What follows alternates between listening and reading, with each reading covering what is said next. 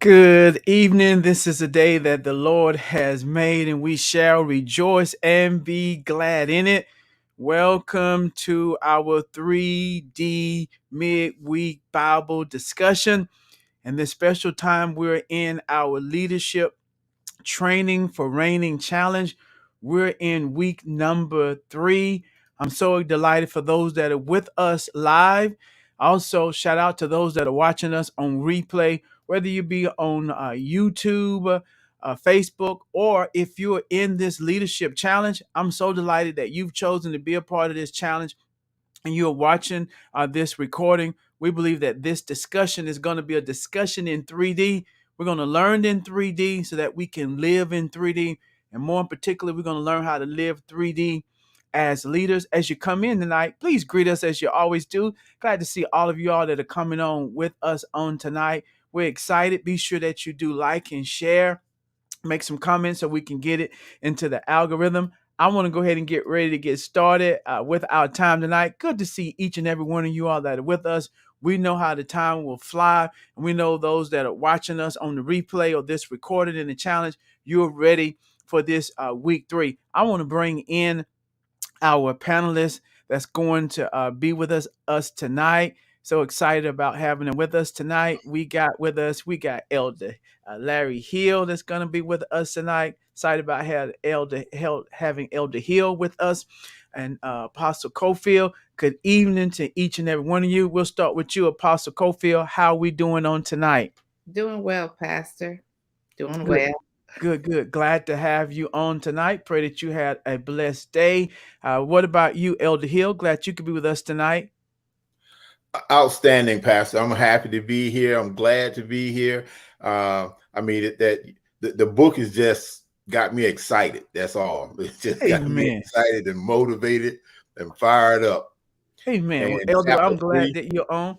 Good. I'm excited. Glad to have you on with us, and all of you all that are watching with us and that are able to be with us as well during this time of this recording. For those that are watching the leadership challenge, there's been some challenges in our city during this time with power outages, and so many in our city are without power, so they're probably watching this on the replay or on their phone, but we're glad for those that are here with us live and those that are catching on the replay.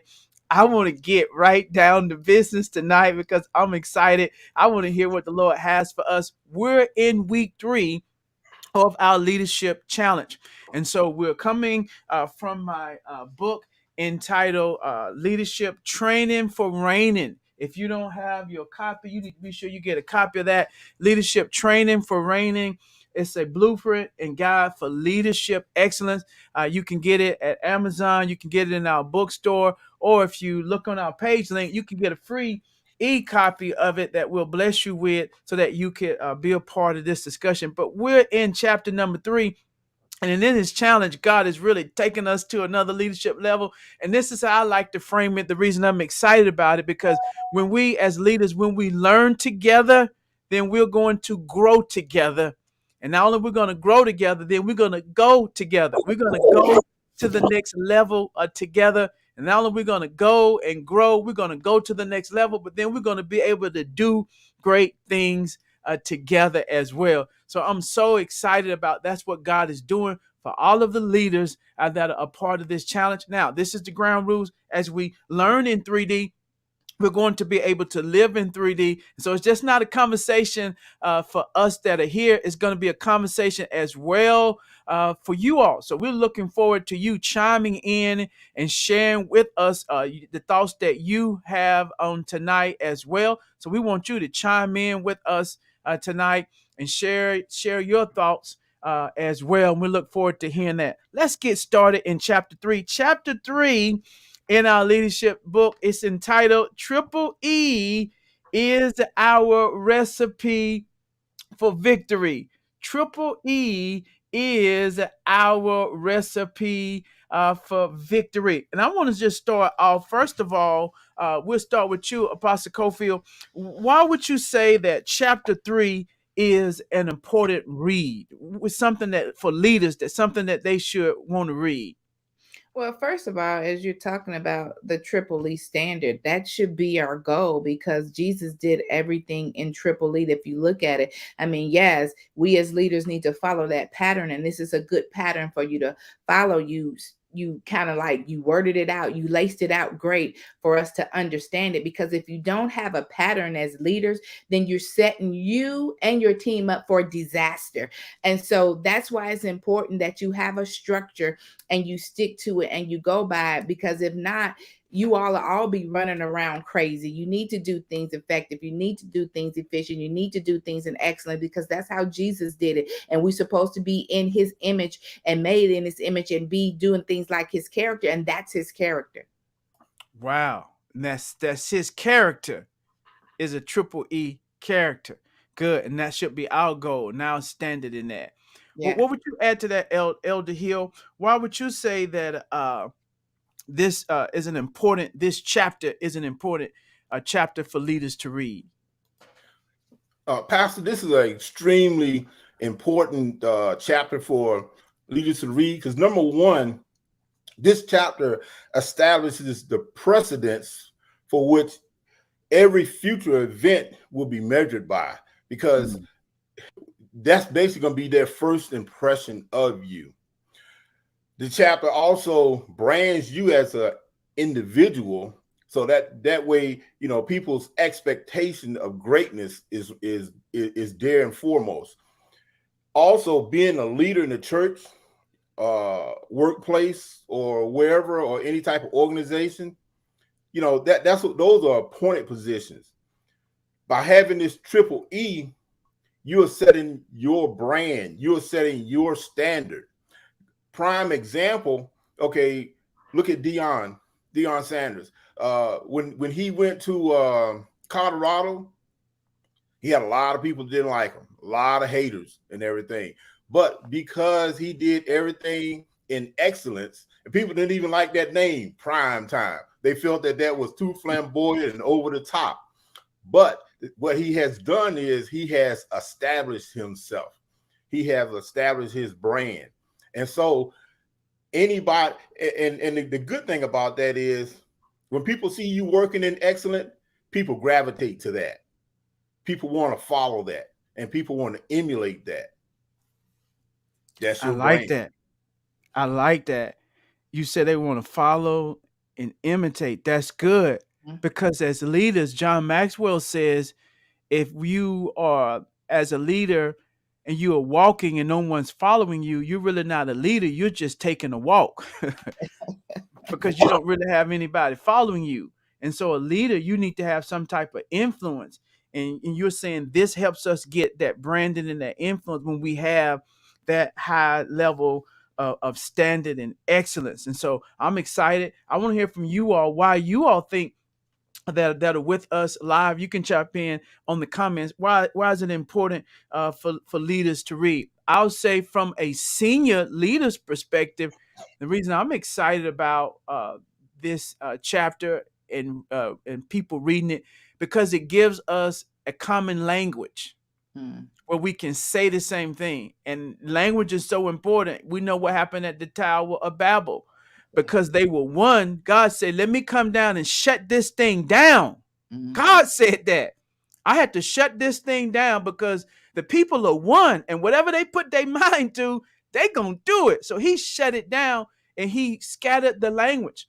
That shows us the power of one language. And so what happens is when we as a team, a leader, when we have a common language, well, we're able to go to another level. And that's what the whole thing is when you go to a new organization.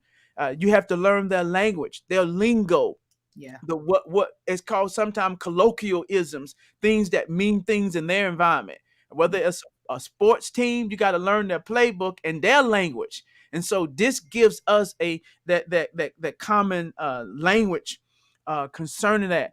Not only does it give us the same language, it helps us to have the same spirit. Yes. Now we have the same spirit because of that language. We got the same spirit because now we have the same goal, the same aspiration, that we're reaching for that same high standard. It's not like with your standard. So it puts us on one accord.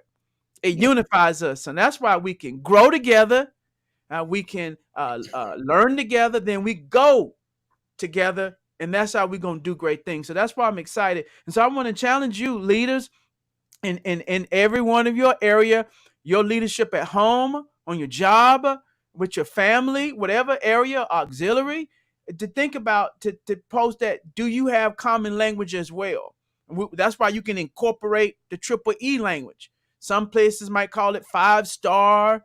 Some might just say excellence, but I like the whole triple E because it's excellence plus. Because Amen. sometimes we can have the wrong, just one definition of excellence, but Amen. we don't have the excellence plus. So do you have common language though for Mm. your team, in your home, with your people that you're working with, common language? And so we're excited about that. Let's go now to our next question. I'm gonna start with you, Elder Hill.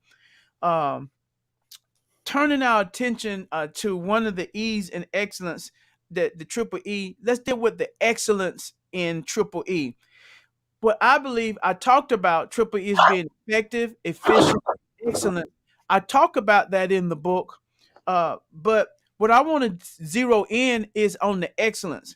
I believe in order for us to move into excellence, I believe one important key of it is to master the details. This wasn't just a book on excellence, it was a book on triple E. So I didn't break it down, I didn't get it down to the lowest common denominator and share how to walk in excellence. So I think if we're going to be good leaders, we do need to know how to walk in excellence. And one part of it, I believe, a master key to it is mastering the details. And so we heard the common saying, the devil is in the details. I Yeah. believe when we get in the details, we'll get that devil out of a thing. And Amen. sometimes the devil's still in there because you never got in the details. So you fail because you never got in the details. That's why you fail, because you didn't get into the details.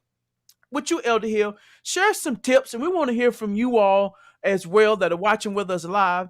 Give some tips, 2 or 3 tips to help leaders become more detail oriented.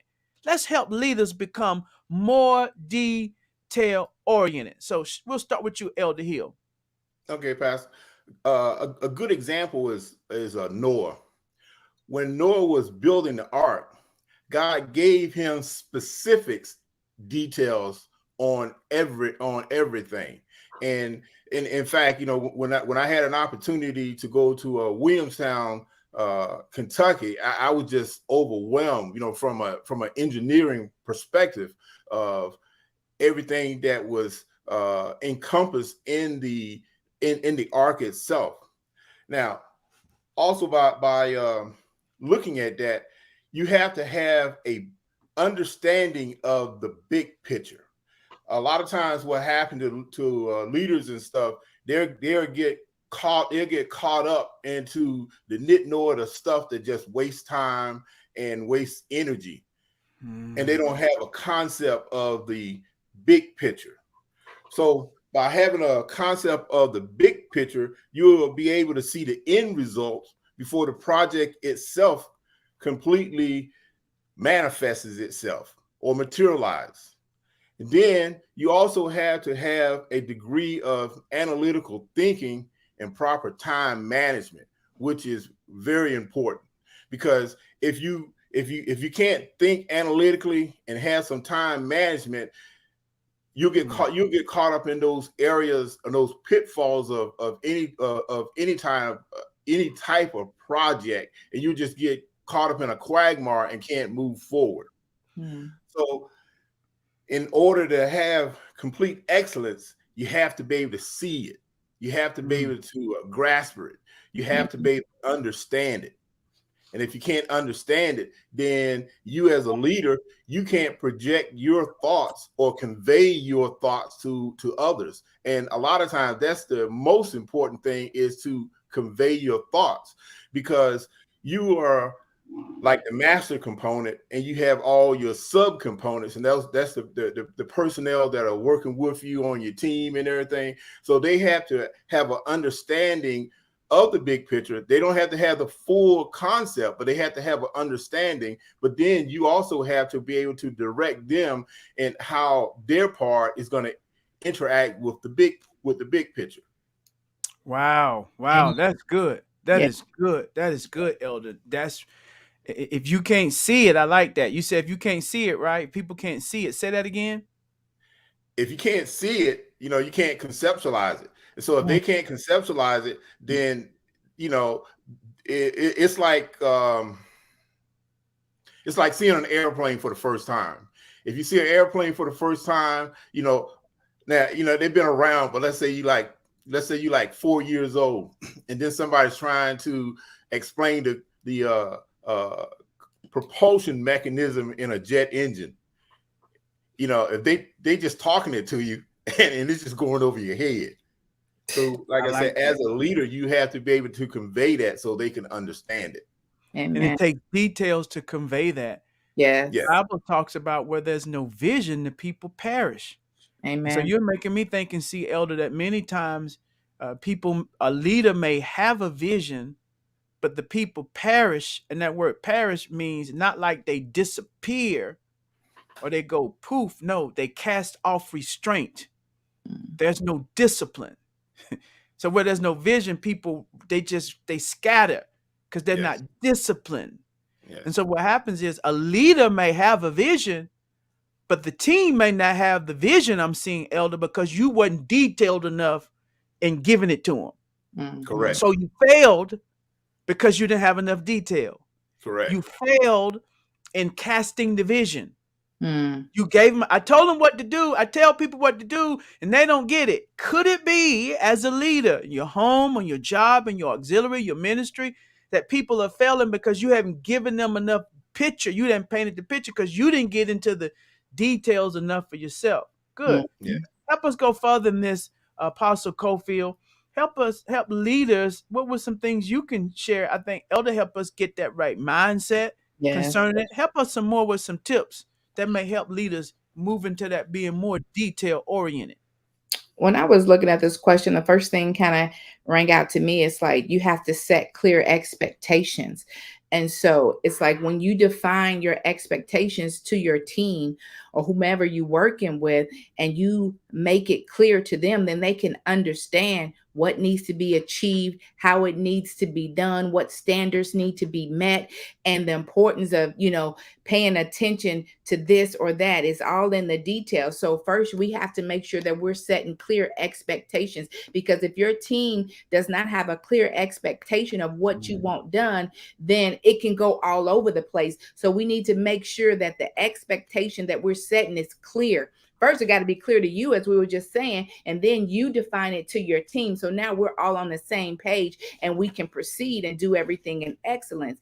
And another thing that I Let me like, say this, Apostle, too. If somebody, it helps with visualization. For those that are live on there, we know many of you might be watching on replay because of the storm and power outage in our area. But for those that are live that are not on the replay, put it in the chat. Expectations kind of mirror what Apostle's giving now, so we can see that. So, can I get a scribe in the chat that maybe can put that expectation so that when we have to set expectation, continue.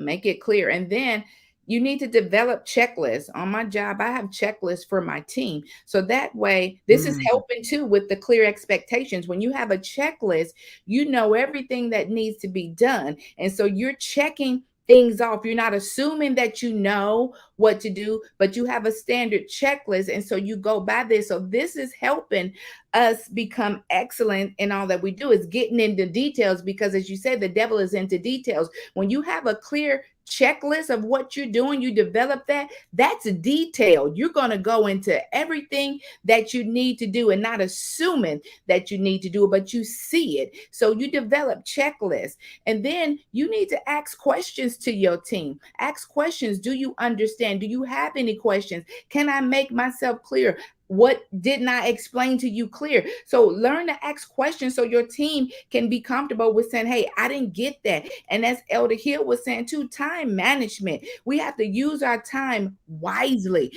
Don't just be doing everything, but use it wisely. That's why your checklist is important. That's why setting clear expectations is important, and asking questions of your team. Ooh, I love it. I love it. Thank you for that, Claire. Elder, thank you for helping set the tone for that detail, because we fail because we're not in the details. in Yeah. order to bring it down. I like it where the cookies are at on the lower shelf, where the goats can get it. We Mm, need checklists. We yeah. need expectations. See, expectations that's more mental in your mind. But then Hmm. we need pen and paper or some type of metric so we can Yeah. check off that's details. Hmm. Then we got to ask questions as well. So I love that. That's good. Other leaders chimed in. Pay close attention to specific problems and questions in projects. So Yeah. once you not only ask questions, then you hone in on them problems that you have. Thank you, Yes. Deacon Rucker. That's how we become more detailed as well. The time management, we got to do that as well. Then also, leaders become detailed through communication. That Yeah. is so good. These are some practical things that we can become more detail oriented, because that's where excellence is found in the detail. We fail because we fail to get in the details. That's Now, good. On page 26 in the book, I share in this chapter that triple E leadership, one of the positive benefits of triple E leadership is what it does. It helps prevent burnout. We often talk about burnout, but when you operate as a triple E leader, then you are able to avoid burnout. I talked about Jethro and Moses. And when Moses got that Jethro mindset, he never burned out. He adopted that because he said, "You're doing too much. You're not right. being triple E around here. Right. You're being effective, but you're not being excellent. And eventually your effectiveness is going to wear out. You effective today, but you're going to wear out, man." So Mm. he helped him with those E's and helped him become more excellence. What I want to deal with now, I want you to share some different signs of burnout and how leaders can avoid burnout. Sometimes some leaders say, well, if I had good people, I wouldn't burn out. I just need good people. But give us some signs. And the reason I want you to give some signs, we're going to start with you, Apostle Cofield. I want signs of burnout so we can recognize within ourselves, maybe I might be burning out. Then help the leader who feels like, man, I wouldn't burn out. I just need good help, or I just need people to step up. That's all my problem is. I Yeah. need some good help, or I need them to step up. Help them beyond that. Yeah. So when you have a loss of passion for the thing that you once loved to do so much, that's a sign of burnout. Because now the one very thing that you love, you don't want to do it any much. That's a sign of burnout. Um, when you detach yourself, when you begin to start detaching and don't want to fool with anybody, that can be a sign of burnout. When you're not doing things to the level of excellence that you used to, that's a Hmm. sign of burnout, because now you're tired, you're just like, oh, whatever. So now your productivity, what you used to do and how you used to do it, it's low, it's not high anymore, and you're irritable. You're frustrated, and things can just tick you off just like that. Those are signs of burnout. And we can avoid burnout as leaders if, one, we train our other team. Yeah, they may not be up to par yet, but you train them, and then you set realistic goals for them being able to achieve this, because you don't want to set no huge goal and then get them all frustrated that they'll never meet. You want to train them and then take them up. As we go upstairs, we're not jumping 5 stairs at a time. We're going one step at a time. And that's how you train your team, one level at a time. And so that way they'll get efficient in that, and they'll begin to get better at each level that they get. And then you want to be able to form a bond with your team. So as you training them and teaching them and setting realistic goals for them, they'll get excited about that because they know that you actually care about them and want to see them succeed. And so they're going to get on board and want to help you and help the team.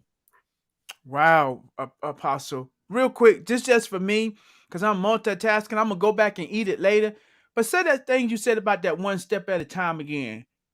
Okay, let's see. I said that, when you climbing the stairs, you're not jumping 5 stairs at a time, right? You're taking it one step at a time. And so you want to train your team one level at a time so they get efficient and they get effective and they do that in excellence. And then we move on to the next. And so they'll get better and better in time. And now you building an awesome team that can be able to do everything within that ministry or on your team.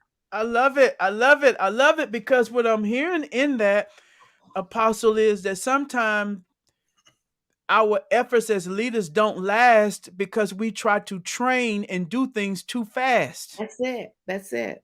Because we have that microwave, Elder Hill, inside of that. We want them to get it because as a leader, you got it. You got it. And you want them to do it and you want them to get it. So you want to give it to them in one day when it took you 3 years to get it, or you want to give it to them in 30 minutes when you've been working with it for 90 days. That's And so it. what happened, we try That's to do it. things too fast and we miss steps. And when you miss That's steps, it. you can fall, You Elder can Goldfield, fall, you hurt trip, and you yourself. can hurt yourself. That's right. Yeah. And so that's a big thing. The reason that we're not training properly. That's so good because we try to do it too fast. Because I hate when somebody trying to tell me something too fast. And what happened is most of the time when people try to train you and tell you stuff too fast, they get frustrated. And if they're not a disciplined leader, they just say, "Oh, just move out the way. Just move." Why? It's faster for me to just do it myself. Yeah. Why? Because you're trying to go too fast. And you got to learn that. Yes, it is quicker for you to do it yourself on the front end, but you're losing And it'll time on the burn back you end. out too. It'll burn you out. I love that. Elder Hill, help us leaders to identify the signs of burnout so we'll know. I like that. What my productivity has went down. That's a good Mhm. one. Signs of Mhm. burnout and how to avoid it. Well, Pastor, as a leader, sometimes we have to actually take a self-evaluation of ourselves. All right. Feeling of isolation. All right. Feeling of isolation as an individual is a sign of burnout because the thing is whatever project that you are working on, you have allowed it to overwhelm you. And so as opposed if you just stopping it, what you're doing is you are just separating yourself from the mission at hand. So as a leader, like I said, we have to take a self-evaluation and check ourselves and make sure that we're not isolating ourselves. Another thing that a leader, they need to be cognitive pattern. All right. I say again, as a leader, you need to be cognitive of your sleep and sleep pattern. Because as a leader, if you're working on a project and all of a sudden you starting to lose sleep, then the project or whatever you're doing is overwhelming you. And that's when the caveat on the what the apostle said earlier. That's when you all of a sudden start getting those anxiety attacks. All right, because you are because you have allowed the project or you have allowed whatever to just stress you out. Another key thing is stress and depression, because also we have to check out how are we interacting not only with our members of our group, but how are we interacting with our family? All right, because we can become stressed and we can become depressed. All right, and what we'll do is we will start projecting that on other people. So we have to be cognitive about how we are projecting our own inner self on others. That's also a good example of it. Good, Elder. Good. Practical things that we can wrap our mind around. Sometimes when we're feeling isolated and we feel like no one's there for us, that's a sign that you might just be burnt out. Yeah. Yes. Like the prophet when he came down from the mountain and he had the great victory, and Jezebel said, "I'm gonna kill you." He feel all alone, like Yeah. he's the only one that's serving God. And then now he feel like I'm the only one left because that's isolation. He probably got burned out after that. Yes. He needed time of rest and relaxation. Good Yeah. stuff. Well, this is real good. How we'll learn. We're getting some good comments. Thank you, Deacon Rucker. Practice mindfulness can help you stay grounded even when things feeling overwhelmed. You just need that time to be mindful, to reflect, and to think about it. Somebody said, Elder said, getting frustrated with within your area of expertise. Wow, frustration. That's so good. And so we want to be sure we remember those things. I hope that you're enjoying this as we're in week 3 of our leadership challenge. Be sure you get the free book if you don't already have it, so that you can travel along with us as we're learning to grow as leaders. I want to take a moment now for this next segment. I want to uh, bring on someone that's going to be a tremendous blessing to us. He was able to be with us last time, and I asked him to be with us again. So he's going to come in for another segment. I'm glad to have you. How we're doing tonight, Pastor C.P. Cornelius from the great state of Florida. I'm good, man. I'm in the midst of a storm, but all is well. Amen. Well, we kind of know the feeling in our area. We really didn't. We had a storm, but we had a fire that hit one of our, I think, substations. So we got a great part of our city that's without power on tonight as well. And so we've been experiencing power outages throughout our city. And so we feel you, my brother. Same here, man. I had to just relocate. So I'm at another location tonight. I had to relocate. That's the kind of stuff. It segues to what we're saying. I knew all that was going on behind the scenes, that you were having some problems, that you were not the baby up, and you told me that you had a problem. Those that are on the live stream, they had no idea of what was happening in the background. With me not seeing you up on our live stream, knowing that we had a segment planned, and you began to communicate with me that you had a storm and you had no power at your home and that you was on your way to the church. That brings us to the thing that many times there's some actions that AAA leaders they do, Pastor C. We often just see the results of a Triple E leader. You know, we see what Dion do, what you're doing now. They see you on the screen. They don't know the backstory that I'm telling them now with you having a storm. What I want you to hit, Pastor C, if you can, share with us what are some actions that Triple E leaders do to cause them to lead with excellence? Because this is important, Pastor C, because unless you have a mentor or unless you have somebody that take you under their wings, normally we just see their results and we don't know what happens behind the scene with a leader. So share some of the behind the scene things that leaders do that causes them to operate in excellence. Okay. First of all, the first thing I would say is that if you allow me to, I want to define how I define excellent leadership. I'm going to define it and then deal with some of the things that's behind. I mean, I think we have to understand leadership is not about being perfect. It's not about being perfect, but it's more about consistently striving towards doing what's best, pulling the best out. So with that being said, one of the first things I would say is that they enter into the presence of the Lord. To me, yes, they spend time in the presence of the Lord because they lean and depend on God's wisdom and guidance as a leader. So that normally something has happened behind the scene, that they're entering there in the presence of the Lord. Another thing that they do, they function as an X-ray, like an X-ray. What you mean by X-ray, Pastor C? They look beyond the surface. They don't just look at surface stuff. Like when you go and you X-ray, and I'm reminded what the Lord said. He said that with David, that when Samuel went there with David, say, man, look at the outward, but God look at the heart. So as an excellent leader, you have to examine deep. You got to look beyond the surface. It ain't always the way it look. So you want to get behind, you want to get to the deepness of it. Then the next thing I would say is they count the cost, man. They count the cost. They're always back there planning it and strategizing. So you can be spiritualized, but if you ain't got any strategy with your spiritualism, guess what? You're going to end up with nothing. You got to understand the importance of not just entering in the spiritual, being spiritualized, but you got to also have some strategizing. So strategy is another thing. They're always planning and strategy. Then another thing I would say, they empowers. Behind the scene, they're empowering other people to excel. The other ones on the team, if you want them at excellence, you empower them to do it.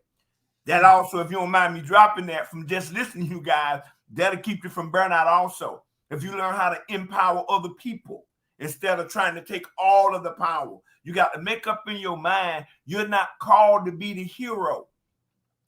If that ended up happening to you, remind me of a prophet that was sitting under a tree that had became stressed out because he thought he was being called to be a hero. No, he just wants the Lord call us just to run in our lane. You just stay in your lane.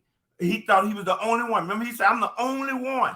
No, God got others also. So you got to understand and empower others. Then the other thing I would say, they let little things matter. Little things matter.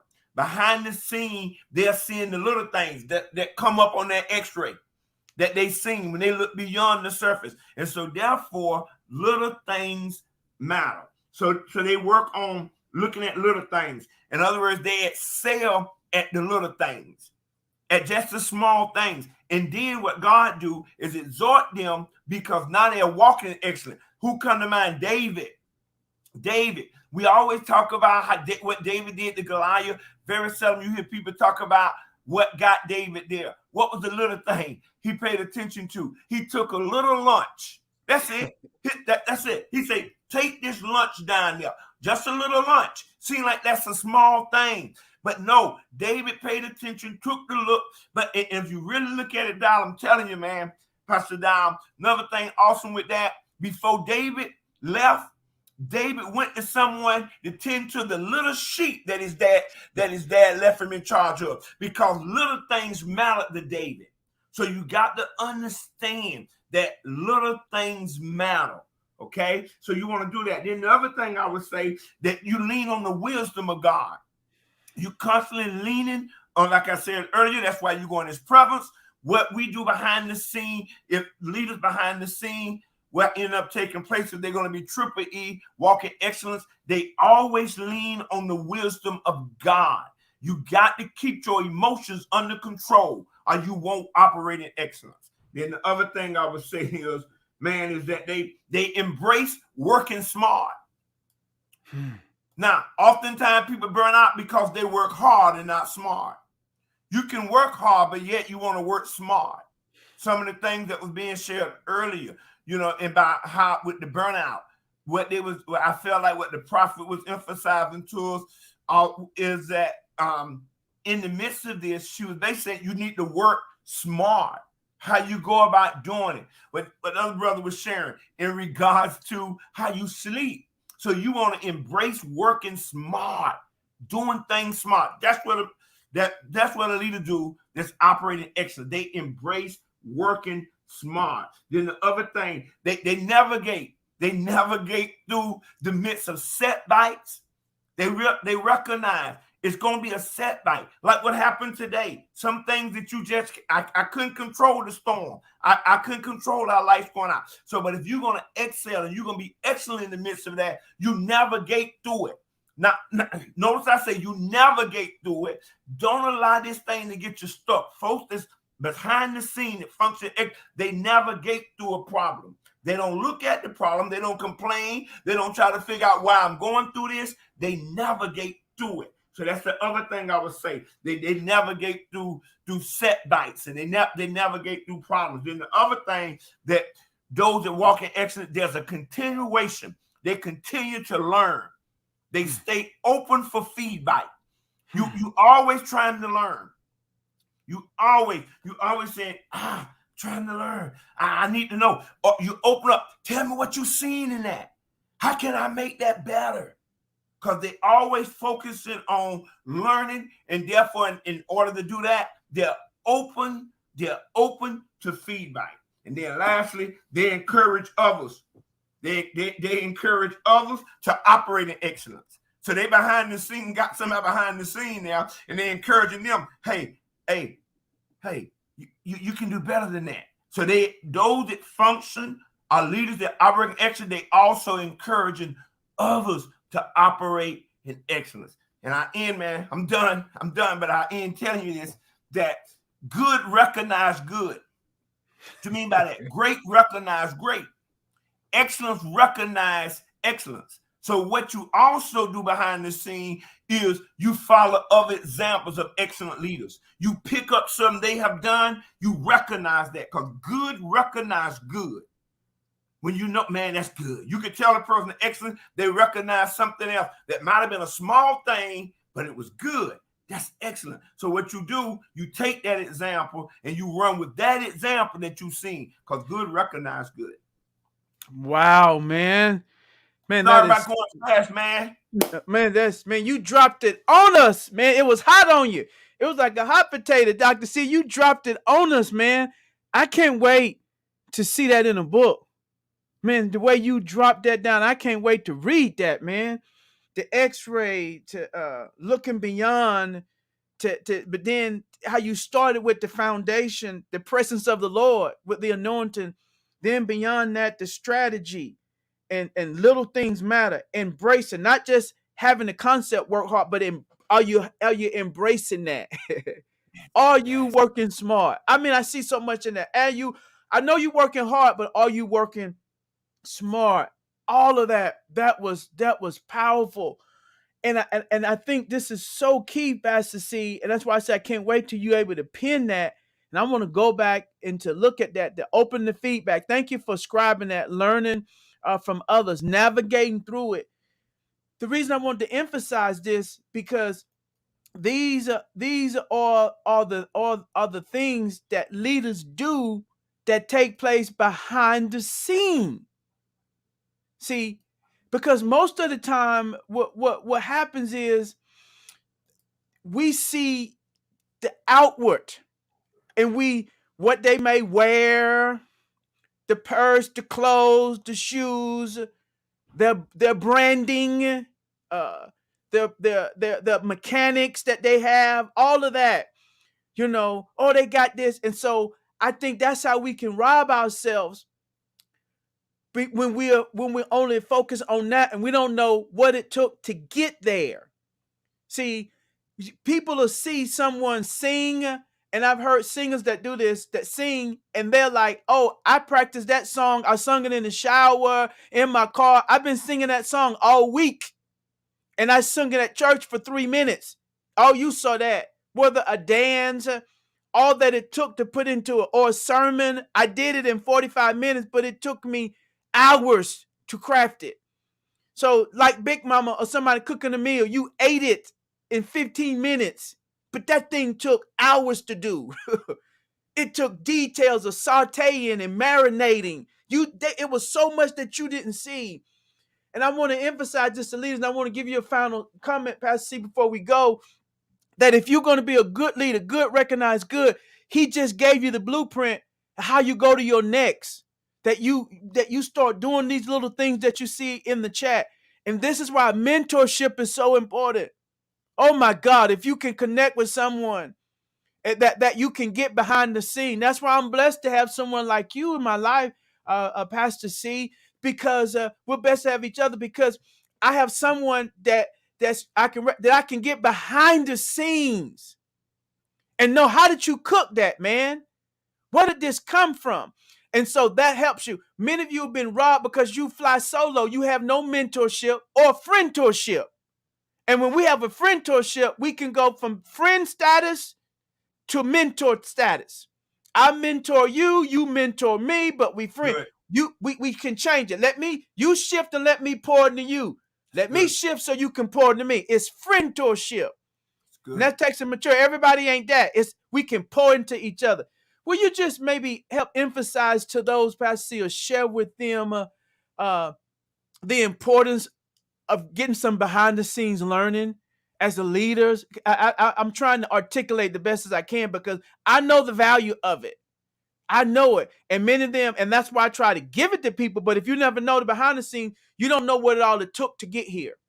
I oftentimes I hear you say it as well, and that is I don't like talking about myself, but I do want to share a concept that I taught my son coming up when he was in sports, and that's this: that you'll win, Jamel, when you work while the other ones sleep. While others are sleeping, he would get up 4 o'clock in the morning. He was playing baseball. He was in the backyard. I can hear him hitting off of a tee. Because I say, while they sleep, you're behind the scene working. When he was playing football, you would hear him 5 o'clock in the morning. He was in the backyard running sprints up and down before he go to school. Because what he was doing, if he's going to be excellent at this thing, you got to work in the dark. I call it working in the dark, where most people are hiding, are sleeping. You have to work in the dark. So what you're saying, behind the scene, when people don't see it, when they don't understand it, and now when they see out front, and it seems to them that it's favoritism there. It seems to them. I will always tell them out that. Yeah, they're gonna say it look like you got an advantage. Oh, they're just doing that because who his dad is. No, they don't know. You was working in the dark. And what I say to all leaders, others will say it seems like only because of who you know. No, it ain't about that. It's what you know you did before you got out front. It's on the back side of the desert that you get your rod to raise in front of a Red Sea. But it starts on the back side. That's behind the scene. Moses was behind the scene. And it was behind the scene the Lord grilled him. And that where was that desert, man? When he seen that burning bush, where was he? He was behind the scene before he ever brought him up front in Pharaoh's palace. Why? Because he was getting him ready. So it's behind the scene you get ready. And that's where you work at. It's in the dark while others sleep, others complain. You keep working at it. And then Wonderful. You come up front when it's your time. Amen. We see people's public victory, but we don't understand their private victory. And when That's God, correct. let me speak this prophetically over your life, because it happens with many people. When God do it in your life, people will say, she came or he came out of nowhere. It seemed like he or she just burst on the scene. No, they've been doing it a long time. You just finding out about what they're doing. But they've been doing it a long time. Pastor C, you know how we roll privately, but we'll show them publicly how I roll. I'm going to get you to commit to that. That's going to be a chapter in that book, right? You know, that behind the scene, man, how you just laid that out. So let's see how we talk privately. So we're going to get that in a book or something like that. Because, man, that's some good stuff, man. That you got the text with Moses, with all of that, and you got that whole litany. You got to serve that up for us in a book. We're going to see that. I love it, man. I got to read that thing. Oh, yeah. Hey, you know how we do. You pull it out of me, man. So when you get a time and you really go back and feed that, you're going to see all I did was what you asked me to do. I just spelled out excellence. That's all that was. That's what you spelled out. That's all that was. See, that's that Baptist in you. See, when you go and look, we writing down X-ray. We writing down and see that's a bad man right there. Mama, that goes that man. That's a bad man right there. You spelled out excellence. That's it. Amen. Wow. Right, I can't wait to read it. That's a chapter in the book. Appreciate you, Amen. man. We're going to let you drop the mic on that since you pulled that like I just spelled out excellent. I'm writing down X-ray. I don't even know he spelled out excellent. Come on, will y'all let Pastor C know, Dr. Kaniz know how we appreciate him coming in and blessing us, that behind the scene thing. And we're going to get it out. I can't wait to see that chapter. Thank you, Pastor C. We'll see you on our next time. All right, sir. Wow. Wasn't that good? Wasn't that good? Wasn't that some good stuff? It was great. Yes, it Good was. stuff. Yes, it was. Good stuff to help leaders. That's behind. Yes, it He was. spelled out excellent. Did you know that he was doing that, Apostle Cofield? Nah, I was just writing. Look, leaning. Little things matter. I'm just writing it down. And showed us how to be excellent. So good stuff. I can't wait to go back and see that. And so those are some behind the scenes. So we wanted to share with you, like you said, good recognize good. And so we're going to pray that God, you're going to learn to don't just appreciate what you see in public. Learn to try to get what happens in private. Amen. Elder Hill, in the book, I deal with the 3 E's: effective, efficient, and excellence. Let's talk about the E of effectiveness. That, E stands to be effective. And I give you the analogy that it's hitting the mark. What are 2 or 3 things that cause leaders not to be effective? Maybe you can share with them how to become more effective. Things that cause leaders to be ineffective. I talked about being effective, but what are some things that causes leaders to be ineffective?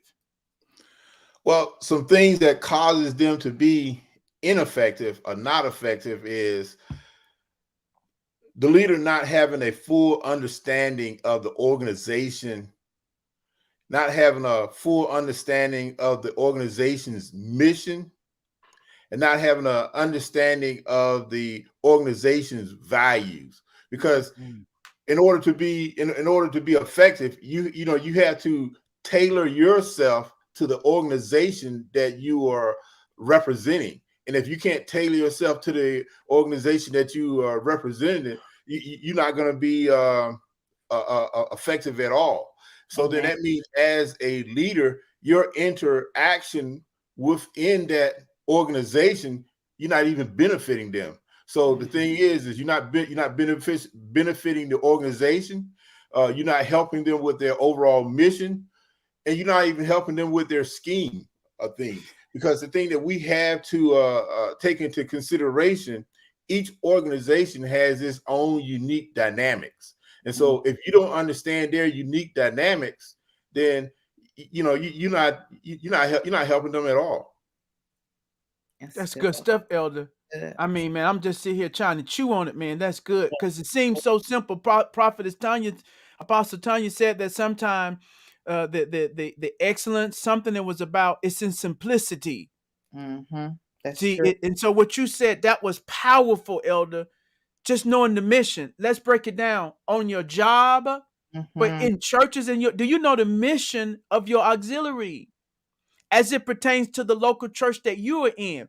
What's the mission? What are we, in other words, what are we doing here? See, good leaders know how to do that. If good leaders are given a task, they know how to flow. But one thing they do before they can go and move, they get a clear grasp at whoever's giving them the authority. Okay, let me be clear on what are we trying to do here. That's right. What are we trying to accomplish here? Because I need to get in sync with you. Unless I do my own thing. That's it. My own agenda.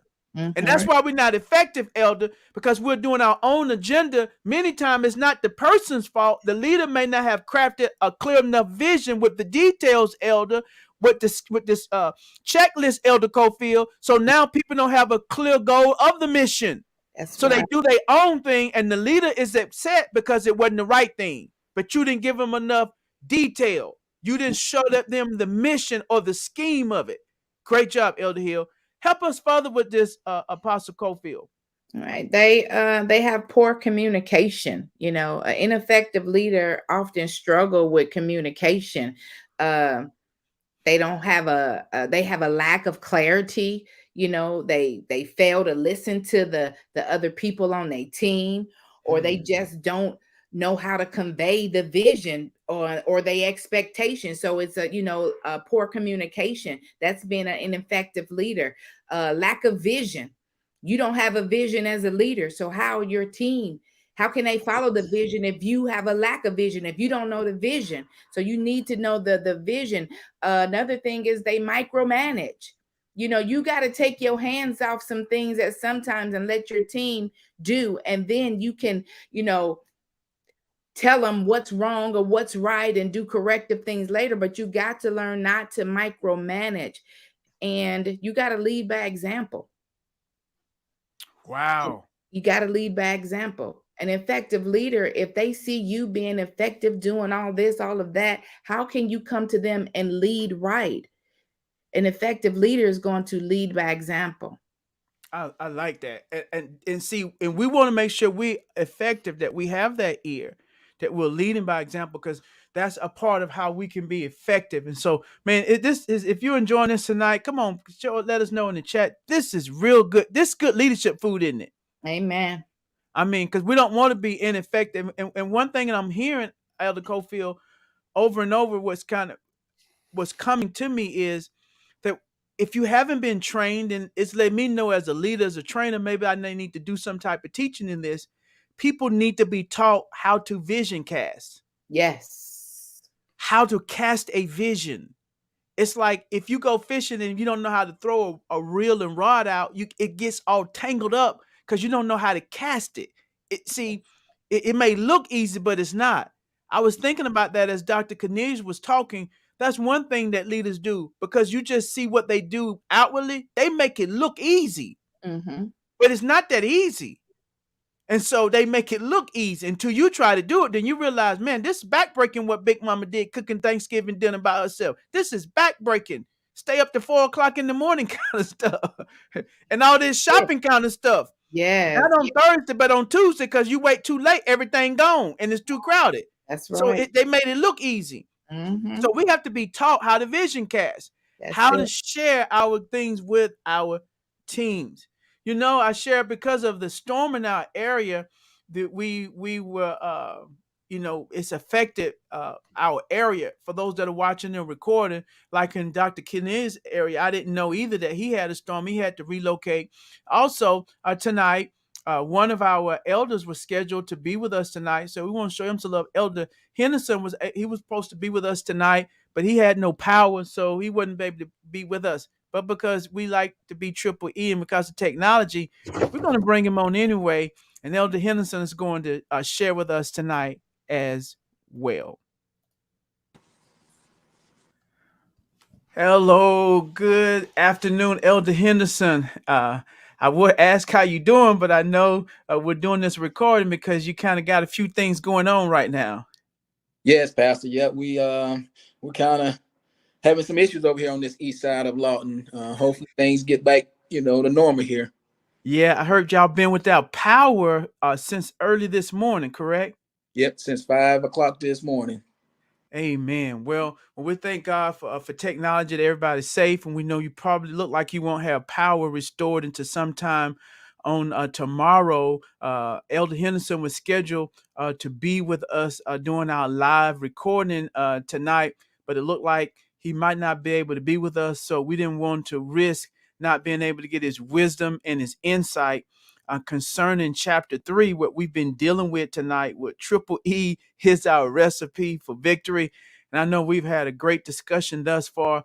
And Elder, we did not want to miss having you chime in tonight and to bring your insight concerning chapter number 3. So we want you to just take some time here, Elder Henderson, and just share with us your commentary, your insight, whatever you want to share with us from chapter number 3. Okay, Pastor. Yep, absolutely. First of all, good evening, everyone. I just like to share a little insight here for the next few minutes concerning chapter 3.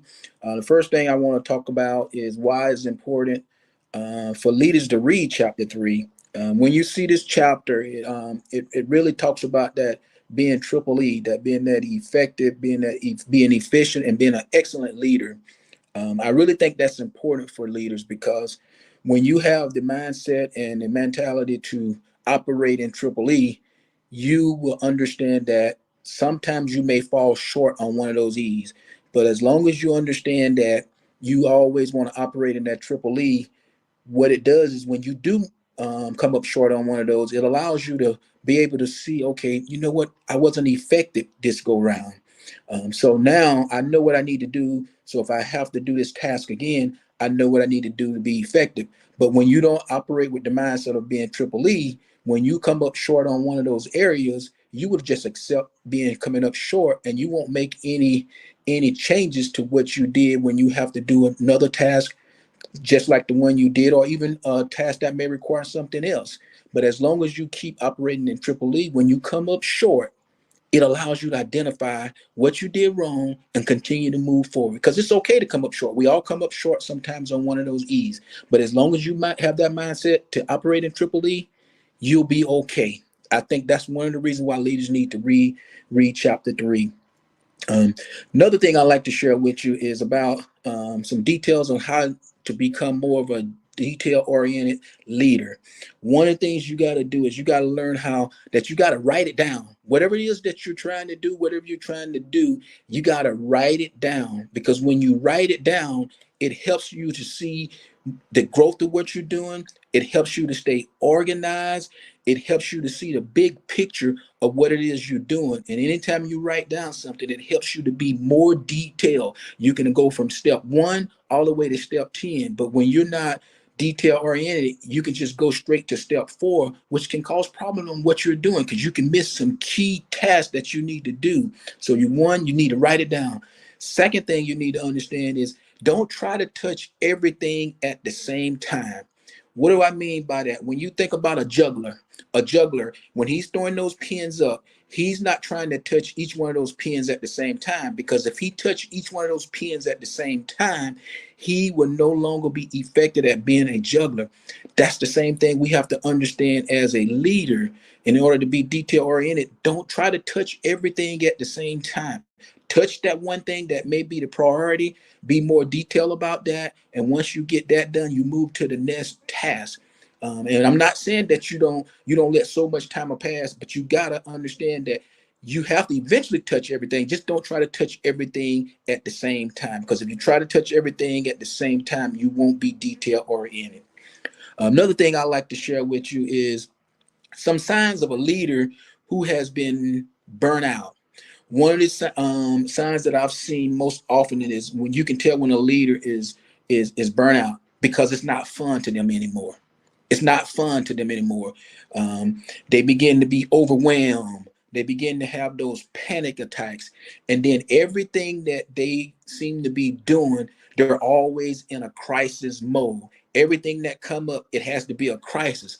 Those are all signs of someone who is either in the verge of being burnt out or already at that burnout stage. How do you avoid those burnout stage? I always tell people the way you avoid burnout stage and get people to buy into what you're doing is you got to be a likable person. What do I mean? I'm not saying you have to have people to like you for who you are, but you want people to be like you. What I mean is when you come in, people see what you're doing. People see you operating that triple E. And when they see that, they buy into it. So when you're not around, they know what your expectations are. So now they're willing to buy in to what you're doing because they want to be like you. They want to operate like you. So that's what I mean why I said you got to be a likable person. Another thing you got to understand is don't procrastinate. When you procrastinate, that can cause burnout, because something that you should have done last week, because you procrastinated on it, now you have a task to do this week, which is a priority. Now you begin getting burnout stage, because now you're focusing on what you didn't do last week. You're trying to catch up with that. Oh, by the way, now you're trying to do the things that you need to do this week. Those are the things that create burnout, because you procrastinated on something else. And sometimes when you procrastinate something that you had control of at one point, now you procrastinated somebody that's over you, that's a priority to them. Now they're in control of your task. And then that's how you get in burnout. So don't procrastinate. My next thing I like to share with you is reference the E that stands for effective. And what are some things that causes leaders not to be effective? One of the key things that I always see that causes leaders to be ineffective is they delegate their responsibilities. You do not need to ever delegate your responsibilities. You delegate tasks, but you never delegate your responsibilities. The minute you delegate your responsibility, you become ineffective. What do I mean by that? You take pastor. Pastor has the overall responsibility of New Life Fellowship Church. Pastor can never delegate that to anybody in the church. But what he can delegate tasks within the church to help the church to become effective, but he can never delegate that responsibility. So that's one of the things I want you to understand. Never delegate your responsibility. Another thing that I like to share with you is stop being loyal to bad decisions. When you be loyal to bad decisions, it will make you become ineffective. What am I saying is sometimes you make a bad decision, and we've all made bad decisions. But sometimes if you become so loyal to that bad decision and don't be willing to change and say, you know what, that was a bad decision. But if you become loyal to that bad decision and say, you know what, it was a bad decision, but I'm going to continue to do it anyway. That's what it means to be loyal to a bad decision. And that will always make you become ineffective. And as I close, why it's important for leaders to buy into this triple E recipe in the local church. One of the reasons why it's important is part of the culture. It's part of the culture. If you buy into the culture of the triple E mindset, you will be okay. But if you get to that place where you said, I don't want to buy into that triple E, that means you're saying, I don't want to be part of this culture. That means now you're trying to do things on your own. And when you should be doing things effective, efficient, and in excellent, you're going to miss out on one of those when you don't buy into it. And another thing that it shows you is we all know where we are and where we want to be. But when you buy into that triple E, it closes that gap from where you are to where you want to be, because you're going to always be operating in triple E, and that will always keep you moving forward. So that's why it's important that you buy into it, because you want to always be moving forward. If you don't buy into that triple E, you'll get stagnated somewhere, and then you'll get left behind. And when you get left behind, you'll wonder why everybody is over here and you over here by yourself. I hope y'all got something out of that. Oh, wow, Elder, what wisdom. I'm so glad we were able to get you to chime in on it, and just to hear how you talking regarding how that triple E, it causes a continual learning in us from the very beginning. When that's our standard, when our standard is just not to accomplish a goal or do a goal, but to do it with a high standard of triple E. Man, I really like that, and how you just shared how we can't be loyal to a bad decision, how some of the signs of burnout when we're always in a crisis mode, meaning that we're missing something, that we're not catching things proactively, right? We're always reactive. And Yes. that's a sign that we're burning out because we're not sharp like we used to be, or like we once was. I mean, man, Elder, good wisdom. I love the juggling analogy. How that could not be good to try to juggle things at the same time, and how we delegate our task but not responsibility, meaning that the buck stopped with us. A great wisdom, Elder. I'm glad you was able to chime in. But before we let you go, Elder, can you just share quickly, maybe what made it easy for you, if it was easy, if it wasn't, what helped you get over the struggle with buying into Triple E? I know it's a high standard. Other places might call it other things. They might just say being 5 star. They may call it excellence, and they might have that same concept. But when God gave me this over 20 years ago, I thought it gave it a whole round wilderness, because sometimes when people say excellence, they don't think about being efficient. They don't think about how the presentation, they just kind of look at one aspect of it. But what would you say that causes people to struggle with that, and how can they overcome it? And I don't know if that was your case or not before I let you go.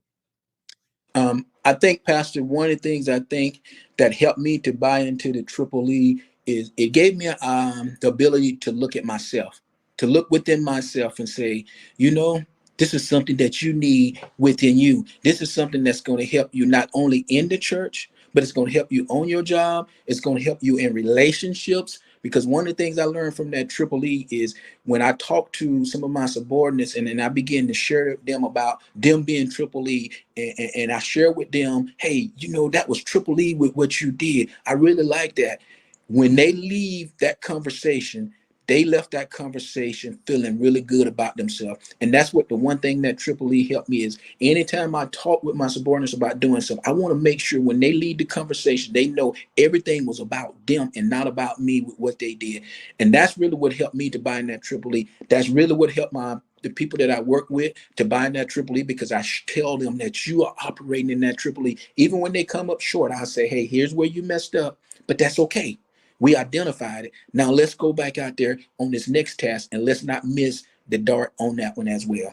Good, because you can find the E that's mission. Last thing, Elder, that's amazing. You senior leader in United States Army for over 20 years. You ran companies in peacetime and wartime. So I would think that you already had a triple E mentality. What was different? I know you didn't have the language, but what was it different about when we introduced triple E than just being a great leader, which you've always been? What's that difference in the triple E rather than what you already were? So in the Army, we're taught to make sure that we execute things and get the job done. But sometimes when we do that, it may not always be triple E. It may be we missing the efficient part of it, or we may not be effective at what we're doing, or we may not do it in excellence, because the Army is all about, hey, we need to get from point A to point B. And sometimes how you get from point A to point B, it may not be pretty. And sometimes, when we get that mindset, it can be bad for us sometimes as leaders, because we can think that all we need to do is get from point A to point B, no matter how it looks, as long as we get to point A to point B. But when that triple E, when I began to buy into that triple E, it allowed me to say, no, it ain't necessary about getting from point A to point B. Yes, that is true, but let's get there the right way so that when we get there, we don't have to look back and say, man, we left some behind, or we missed this because we didn't operate, we weren't effective on this. So that's one of the things that I really, really got, and it taught me that I didn't get from my time as leader, being a leader in the Army. Oh, what great wisdom, Elder. This is why I believe now sometimes people can have that, which seems like a do it on a banana peel. Sometimes their bottom line could be just get it done. That, I got it done. We accomplished the mission. What's the big deal? They don't really look at how important it is to be efficient in it. How did it look? They just wanted to know that we got it done. That's good. Wow. Elder Henderson, thank you for your time, for being able to bless us and chime in. And we're praying that here real soon that you're going to get some power back restored in your home, and you'll be able to be in your home next time and be with us live. Yes, sir. I won't come up. Thank you. Go ahead, Elder. I won't come up short no more. The Generac man is in my phone. So you go ahead and backup generator next time. Okay. Oh, yeah. I thank you, Elder.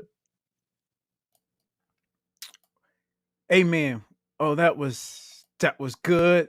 That was good. We get ready to close, but wasn't that good? Wasn't that good? Yes. And you talk about the generator man. You know what I'm hearing now? You know what in my background going on right now? I'm on generator power. I'm on generator power right now. and so thank God for that generator power, Elder Hill. So yes. we're gonna get ready to close. Yeah, I'm hearing it humming now on generator power. And so wasn't that good? Y'all let Elder Henderson know. Text him or chime in if you got a text. Let him know, man, he blessed us. We're gonna close now, but before we close, I want you to share. He talked about why it's important for leaders to buy into that triple E thing. Why is it important for that? And then if I think I still may have him on the line, I'm gonna have Pastor Kaniz kind of put a bow on it. Maybe he might want to share too, or while we buy into that, just kind of put a quick bow on tonight, and then we're gonna let you listen. We'll start with you, Elder Hill. Why is it important for leaders to buy into that triple E? Well, Pastor, for me, the first thing I think about is continuity. All right, and that's really important to me. All right, because when I look at continuity, I look at what type of impression do you desire to have moving forward. Because the impression can be interpreted as good or bad. All right, but if you have triple E, that's the area. Just like Pastor C said, greatness gravitate to greatness. All right. And people are going to always gravitate, even if they're not great. People are always going to do a self-evaluation. They're going to always do a self-evaluation, and they're going to always want to better themselves. So if they see triple E performance, that's the direction that they are going. That's the direction that they are going to go to. That's the mindset that they are going to go to. That's also the future that they want to go to. And as individuals, that's the place where they're going to want to invest their time, money, and energy, because they're going to look at it like this.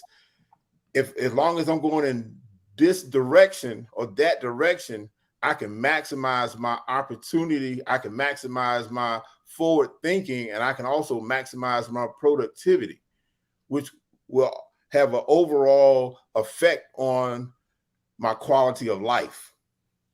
Wow. A quality of life. That's not about what you're doing on your job, in the church, but your overall quality of life. That's that abundant life, Elder. Yes. That's what triple E brings to us. Yes. Because I want it in I want it in every area of my life. Just not trying to be a triple E pastor or leader. I want to be a triple E husband. Correct. A triple E father. I want it in every dimension. I want to have a high standard. Pastor Cofield. Well, it kind of said everything, but I'll say this. I buy into it because it sets a standard for greater. It sets a standard. Oh, And you want a standard to go by. So when you buy into this, you got a standard. And when you buy into the standard, it sets the standard, then it opens up the door to elevation. And so you want to be elevated, but you got to have the standard and operate in triple E, and then it helps you to win in every area of your life. So we need to buy into this because it's going to set a standard, it's going to open the door and lead you to elevation, and it's going to help you win in every area of your life. I like that. It set a standard. I like that. I Mhm. can't wait to go back on this because I didn't see all that. It does. It set a high benchmark, It and it does. so blesses me that we have a people, Elder Hill. You often say it's a pastor. We got to stack deck. You got to stack deck. You got aces. Yeah, man. I got aces. I got big. I mean, I got more than one. I got two or three big jokers and little joker. I got joker, deuce. We got some aces in the house. The people that are triple E, and it's a blessing. When we had, and I just say this, when we had our fellowship dinner the other day, when we had the excellent preaching, and when I went over to the venue, and I want to just publicly, I said it things people privately, but I want to just say it publicly. When I went over to the venue, when we got there, Elder, he was out of town that weekend. You can attest to this, Apostle Cofield. When we got there, place was set up, food was ready, Yes. the service was in place, drinks was in place, everything was in place to go through the line, music in place, because we had the people that was in charge, that's the sound people, Elder Right. Henderson making sure that's straight. Deacon Rucker making sure we had all the chairs with his team straight. And Montanese Davis making sure that all the food was straight. And what Yes. blessed me in it, when I look and saw, they even had a sign up that had the New Life sign. I don't know if y'all noticed that they had the New Life sign up in the food area, the one that we used to have on our back wall. And Mm. see, I see little details, and so and I told him, I said, "See, that's excellence. It's the little things that matter." Yes. All of the desserts that mattered, how everything, and so we celebrate them. And then I saw too excellence, not only from the food and how it was done, but when it was the breakdown, they knew so it won't be problematic at the end. People start breaking down things so they can enjoy the spade game. And I saw Deacon Rucker orchestrating, making sure we got a team, giving the chairs back. See, that's excellent leadership on every area. For Mm-hmm. some leaders, all they had to do was that day was chill and eat. But other leaders, like a Deacon Rucker, making sure that we got everything back in place. Denise Davis, making sure that the food and things were straight.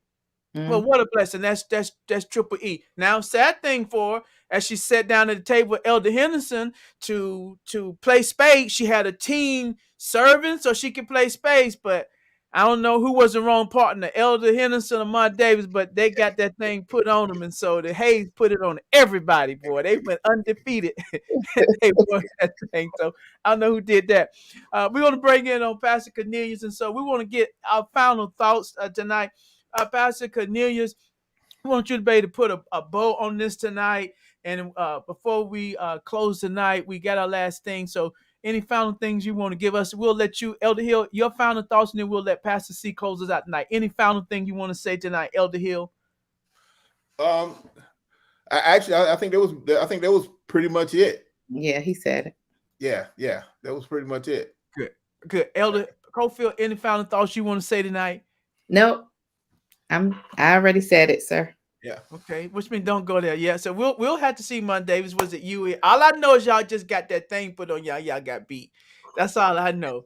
And the Hayes put it on. The food was good. Everything was good, but they tell you when you sit down at that table, I don't know. And so, Pastor Cornelius, your final thoughts tonight to help. You really blessed us tonight. So thanks for staying on, coming back on to bless us again.